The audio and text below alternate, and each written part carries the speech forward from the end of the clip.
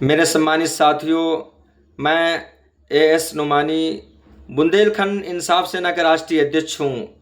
आज मैं बुंदेलखंड के सभी बाशिंदों से एक सवाल पूछना चाहता हूँ। वो यह है कि बुंदेलखंड पृथक राज्य होनी चाहिए या नहीं, बुंदेलखंड को अलग राज्य बनाया जाए या नहीं, पहला सवाल। दूसरी बात यह है कि मैं अपने बुंदेलखंड के नौजवानों से ये कहना चाहता हूं कि जब हमारा देश, हमारा हिंदुस्तान आज़ाद हुआ था, उस वक्त हमारे बुंदेलखंड को अलग राज्य बनाया गया था और उस वक्त बुंदेलखंड के मुख्यमंत्री कामता प्रसाद सक्सेना जी बनाए गए थे।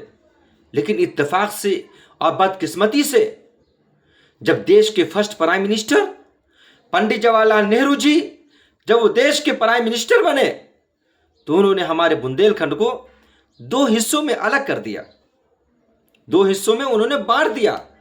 बुंदेलखंड के आधे हिस्से को एमपी में, मध्य प्रदेश में और आधे हिस्से को उत्तर प्रदेश में उन्होंने डालने का काम किया।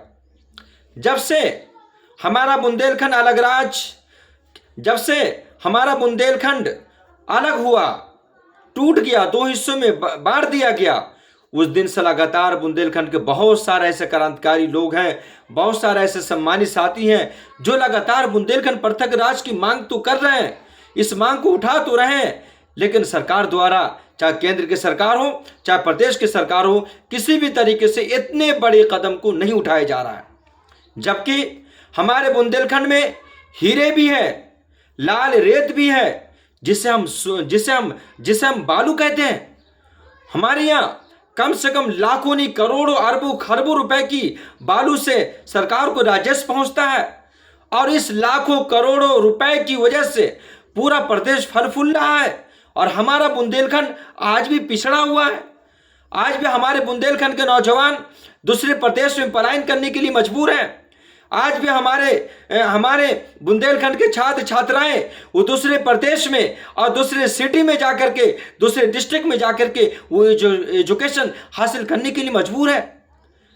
न तो यहाँ एजुकेशन के लिए कोई बड़ी यूनिवर्सिटी है, न कोई ऐसा कॉलेज है जिसमें एक अच्छी तालीम हो, जिसमें एक अच्छी एजुकेशन हो। इसलिए आज बुंदेलखंड के नौजवानों ने, बुंदेलखंड के क्रांतिकारी साथियों ने यह ऐलान किया है कि यदि बुंदेलखंड को अलग राज्य नहीं बनाया गया, शीघ्र ही नहीं बनाया गया, तो बहुत ही जल्द बुंदेलखंड इंसाफ सेना के पदाधिकारी वो कार्यकर्ता जेल भरो आंदोलन का ऐलान करेंगे, यहाँ तक कि जेल भरो आंदोलन भी करेंगे और यहाँ के विधायक व सांसद को जागरूक करने की कोशिश भी करेंगे। और जो भी विधायक ये सांसद बुंदेलखंड पृथक राज्य की बात नहीं करेगा तो हम लोग उनके खिलाफ धरना प्रदर्शन आंदोलन करने के लिए मजबूर होंगे। क्यों?